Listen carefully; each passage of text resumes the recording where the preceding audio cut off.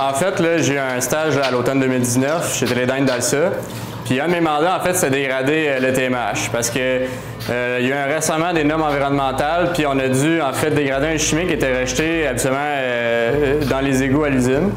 Puis là, en fait, mon mandat, c'est de trouver une technologie qui nous permettrait de dégrader ce chimique-là pour réduire notre empreinte environnementale.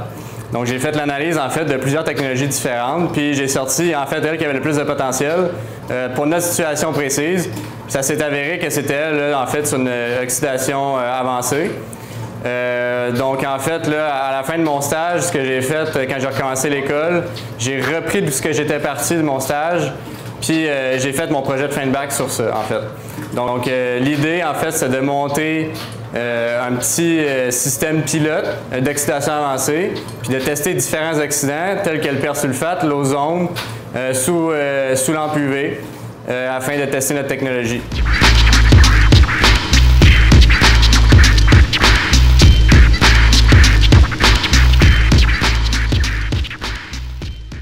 Au départ, j'ai fait l'analyse de plusieurs technologies différentes.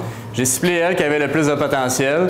Et suite à ça, j'ai assemblé une équipe là, au mois de janvier. Puis on a fait, j'ai participé en fait au design de la machine, aux commandes des pièces, m'assurer que le système fonctionnait, puis que l'idée était bonne et qu'on pourrait en fait dégrader du TMH avec ce système-là. Ici, on a un montage comme un Advanced Oxidation Process qu'on appelle en anglais. Donc, c'est un système, comme on l'a mentionné, qui dégrade un produit chimique. C'est quoi ce produit chimique-là? C'est du TMAH. Pourquoi qu'on veut dégrader ça? Bien, premièrement, parce que c'est nocif pour l'environnement. Puis, comment qu'on va le dégrader? Bien, on va le dégrader à l'aide d'une lampe UV. Cette lampe UV-là, qu'est-ce qu'elle va faire? Elle va permettre de créer certains radicaux qu'on appelle ici, c'est des radicaux hydroxyles. Grosso modo, ça va dégrader notre molécule de façon successive puisque c'est une molécule quaternaire. Puis, on fait certains tests, on teste plusieurs oxydants. Essayer de voir lequel est le mieux, quel est l'avantage de un à l'autre, un bilan économique, mais aussi au niveau réactionnel. Est-ce que ça peut fonctionner à l'échelle industrielle? Donc nous, dans nos tests, on veut déterminer est-ce que c'est viable, est-ce qu'on arrive à dégrader et dans quelle mesure.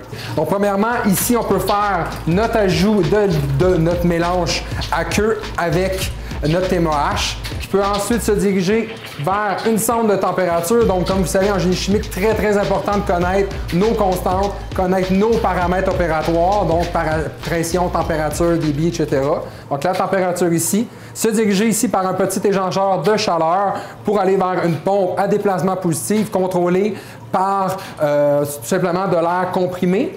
Suite à cela, on va se diriger vers l'élément le plus central de notre projet, donc la lampe UV, d'où on va pouvoir faire la réaction radicalaire, donc pour permettre de faire la décomposition, décomposer la molécule de TMAH, qui ensuite se dirige vers un autre paramètre très important à contrôler pour notre réaction, qui est le pH. Donc le pH qui permet de contrôler certains contrôleurs arrière PID et pour faire ici des ajouts de substances si désirées. Et par la suite, on va faire un retour dans une boucle fermée.